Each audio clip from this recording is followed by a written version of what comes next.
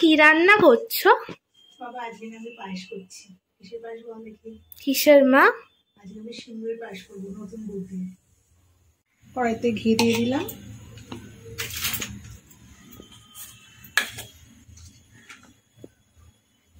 এবারে কাজু কিশমিশটা দিয়ে দিলাম।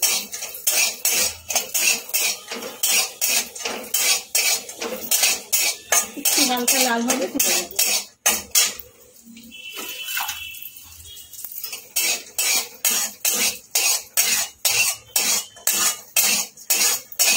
হয়ে গেছে ভাজা, তুলে নেবো। আর অল্প একটু ঘি দিয়ে দেবো।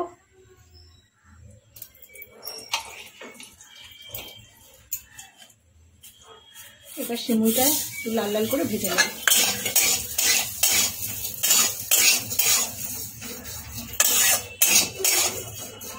নতুন দুধ দিয়ে না সিমুইয়ের পায়েস খেতে খুব ভালো লাগে, খুব সুস্বাদু লাগে।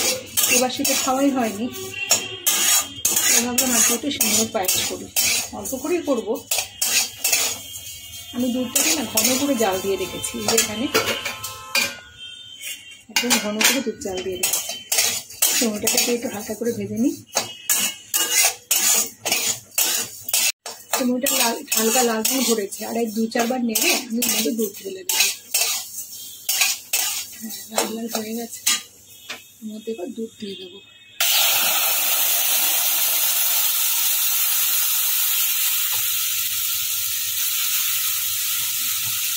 এই দুধটাও দেবো, পরে দেবো। সিমুইটাকে সিদ্ধ হতে দেবো আর দুধটাকে ঘন হতে দেবো। এটাকে ঘন করেই রেখেছি, আর একটু ঘন হতে দেবো। ভেজে রাখা কাজু কিশমিশটার মধ্যে দিয়ে দিলাম। আর দেবো গুড়। আমি নতুন গুড় দিয়ে করবো। আগে এতটা গুড় দিই, গুড়টা গলুক, লাগলে পরে আবার দেবো। এদিকে এখানে যে দুধটা রেখেছি না, তার মধ্যে আমি একটাকে গুঁড়ো দুধ মেশাবো। আমি গুঁড়ো দুধটাই দুধের মধ্যে গুলে রেখেছিলাম, সেটাকে ঢেলে দিলাম। তাতে স্বাদটা না অনেক ভালো হয়। এবার সিমুই কিন্তু ঠান্ডা হলে পরে খুব ঘন হয়ে যাবে। আমি আরেকটুখানি মিনিটখানিক সময় ধরে এটাকে জাল দিয়ে নিয়ে নামিয়ে দেবো।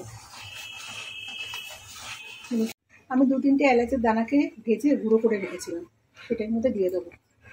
আর গ্যাসটাকে কিন্তু অফ করে দেবো, একটু ঠান্ডা হতে দেবো। এটা কিন্তু অনেক টেনে যাবে।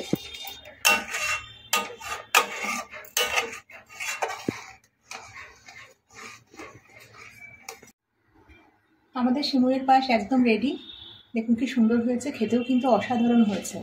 রেসিপিটা ভালো লাগলে অবশ্যই কিন্তু কমেন্টে জানাবেন কেমন লেগেছে। আর রেসিপিটা ভালো লেগে থাকলে অবশ্যই একটা লাইক দেবেন, চ্যানেলটাকে অবশ্যই সাবস্ক্রাইব করবেন।